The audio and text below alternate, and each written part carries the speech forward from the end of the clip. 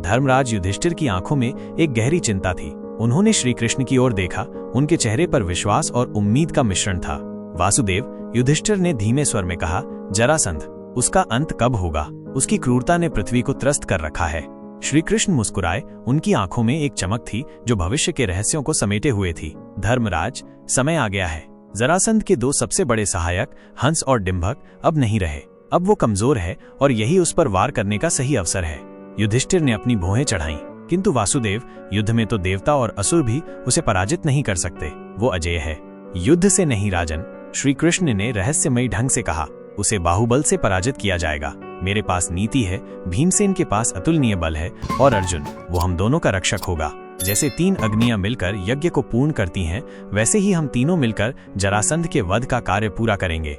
उनकी बात सुनकर भीम और अर्जुन की आंखों में एक नई चमक दौड़ गई। युधिष्ठिर ने उन दोनों की ओर देखा, फिर श्री कृष्ण से बोले, प्रभु, आप तो हमारे स्वामी हैं, हमारे रक्षक हैं। हम आपकी शरण में हैं। आपकी आज्ञा ही मेरे लिए सर्वोपरि है। यदि आप कहते हैं तो मैं मान लेता हूं कि जरासंध का वध हो चुका है, सभी राजा उसकी कैद से मुक्त हो चुके हैं और मेरा राजसूय यज्ञ सफल हो गया है। बस आप सावधानी पूर्वक वही उपाय करें जिससे यह कार्य शीघ्र ही पूरा हो जाए। युधिष्ठिर ने अपनी भावनाओं को व्यक्त करते हुए कहा, जैसे धर्म, काम और अर्थ से विहीन रोगी मनुष्य अपने जीवन से हाथ धो बैठता है, वैसे ही मैं भी आप तीनों के बिना जीवित नहीं रह सकता। श्री कृष्ण के बिना अर्जुन नहीं और अर्जुन के बिना श्री कृष्ण नहीं रह सकते। इन दोनों कृष्ण नामधारी वीरों के लिए इस लोक में कुछ भी अजेय नहीं है, ऐसा मेरा विश्वास है। और बलवानों में श्रेष्ठ महायशस्वी भीमसेन भी आप दोनों के साथ रहकर क्या कुछ नहीं कर सकता। उन्होंने अर्जुन की ओर मुखातिब होकर कहा, हे अर्जुन, समस्त कार्यों की सिद्धि के लिए आपको श्री कृष्ण का आश्रय लेना परम आवश्यक है। आप श्री कृष्ण का अनुसरण करें और भीमसेन आपका अनुसरण करें। नीति, विजय और बल, जब ये तीनों मिलकर पराक्रम करेंगे तो उन्हें अवश्य सिद्धि प्राप्त होगी।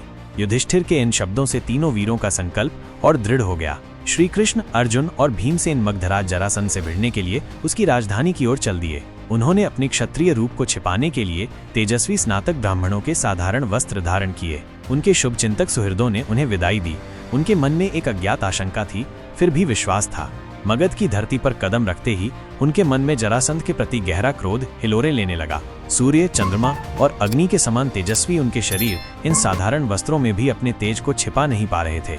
युधिष्ठिर दूर से उन्हें जाते हुए देख रहे थे और उनके मन में एक दृढ़ निश्चय उत्पन्न हो गया कि जरासंध का अंत निश्चित है, क्योंकि वे जानते थे कि ये दोनों महात्मा श्री कृष्ण और अर्जुन महाप्रलय तक के कार्यों के नियंता हैं। कुरुदेश से निकलकर कुरु जंगल के बीच से होते हुए उन्होंने रमणीय पद्म सरोवर पार किया। फिर कालकूट पर्वत को लांघकर गंडकी, महाशोण, सदानीरा और अन्य पर्वतीय नदियों को एक एक करके पार करते हुए वे आगे बढ़ते गए। सबसे पहले उन्होंने रमणीय सरयू नदी को पार किया और पूर्वी कोसल प्रदेश में प्रवेश किया। कोसल पार करने के बाद कई नदियों का अवलोकन करते हुए वे मिथिला पहुंचे। गंगा और सोनभद्र को पार कर तीनों वीर पूर्व दिशा की ओर चलने लगे। उनके शरीर कुश और चीर से ढके हुए थे, मानो वे तपस्वी हों। अंततः वे मगध क्षेत्र की सीमा में पहुंच गए। हे कुंतीनंदन, श्री कृष्ण ने अर्जुन से कहा। उनकी आवाज में एक विस्मय था। देखो, ये मगध देश की सुंदर और विशाल राजधानी कैसी शोभा पा रही है। यहाँ पशुओं की अधिकता है और जल की सदा पूर्ण सुविधा रहती है। यहाँ पर किसी को रोग का प्रकोप कभी नहीं होता। सुंदर महलों से भरा पूरा ये नगर कितना मनोहर प्रतीत होता है।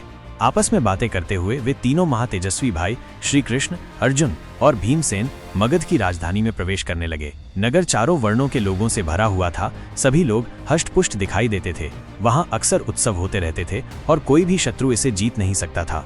जब वे तीनों गिरिव्रज के निकट पहुंचे तो वे मुख्य फाटक पर न जाकर नगर के चैत्यक नामक ऊंचे पर्वत पर चले गए।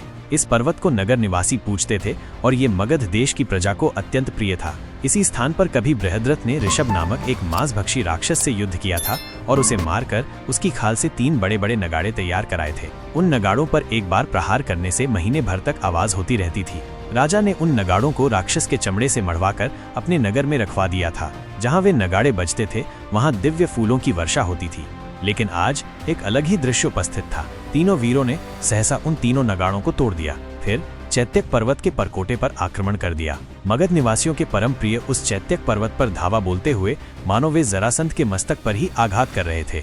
चैत्यक पर्वत का विशाल शिखर बहुत पुराना किंतु सुदृढ़ था। मगध देश में उसकी बड़ी प्रतिष्ठा थी और उसकी गंध और पुष्प की मालाओं से सदा पूजा की जाती थी। श्री कृष्ण आदि तीनों वीरों ने अपनी विशाल भुजाओं से टक्कर मारकर उस चैत्यक पर्वत के शिखर को ढा दिया था। यह एक सीधा चुनौती थी, जरासंध की सत्ता के हृदय पर एक प्रहार।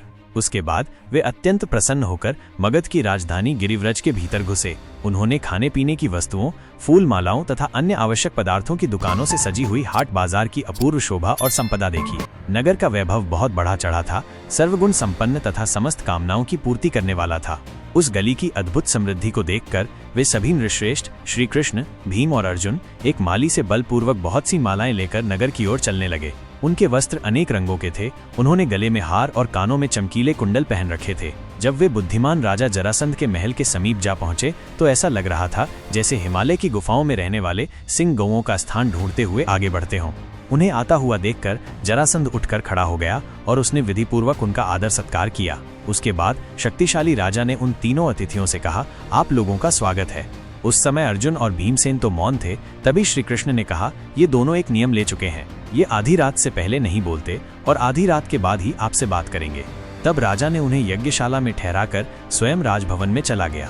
फिर आधी रात होने पर जहां वे ब्राह्मण ठहरे थे वो वहां गया। उनका यह नियम भूमंडल में विख्यात था। राजा जरासंध ने ब्राह्मणों का आगमन सुनकर आधी रात के समय भी उनकी आवभगत के लिए उनके पास चला गया था। उन तीनों को इस भेष में देखकर राजा जरासंध को बड़ा आश्चर्य हुआ। वो उनके पास गया और शत्रुओं का नाश करने वाले वे सभी राजा जरासंध को देखते ही इस प्रकार बोले, महाराज आपका कल्याण हो। ऐसा कहकर वे तीनों खड़े हो गए और कभी राजा जरासंध को और कभी आपस में एक दूसरे को देखने लगे। ब्राह्मणों के इस भेष में छिपे हुए उन पांडवों तथा यादव वीरों पर विचार करके जरासंध ने कहा, आप लोग बैठ जाइए। जब वे तीनों बैठ गए तो वे तीनों पुरुष सिंह महान यज्ञ में प्रज्वलित 3 अग्नियों की भांति अपनी पहली शोभा से प्रकाशित हो रहे थे। उस समय सत्य प्रतिज्ञ राजा जरासंध ने वेश ग्रहण के विपरीत आचरण करने वाले उन तीनों की निंदा करते हुए कहा, ब्राह्मणों, इस मानव जगत में सर्वत्र प्रसिद्ध है कि स्नातक व्रत का पालन करने वाले ब्राह्मण समावर्तन आदि विशेष नियम के बिना माला और चंदन धारण नहीं करते हैं। मुझे भी ये अच्छी तरह मालूम है कि आप लोग कौन हैं। आपके गले में फूलों की माला है और भुजाओं में धनुष की प्रत्यंचा की रगड़ का चिन्ह स्पष्ट दिखाई देता है। जरासंध की आंखें संशय से सिकुड़ गईं। आप लोग क्षत्रियोचित तेज धारण करते हैं परंतु ब्राह्मण होने का परिचय दे रहे हैं। इस प्रकार भांति भांति के रंगीन कपड़े पहने और अकारण माला तथा चंदन लगाए हुए आप लोग कौन हैं? सच बताइए।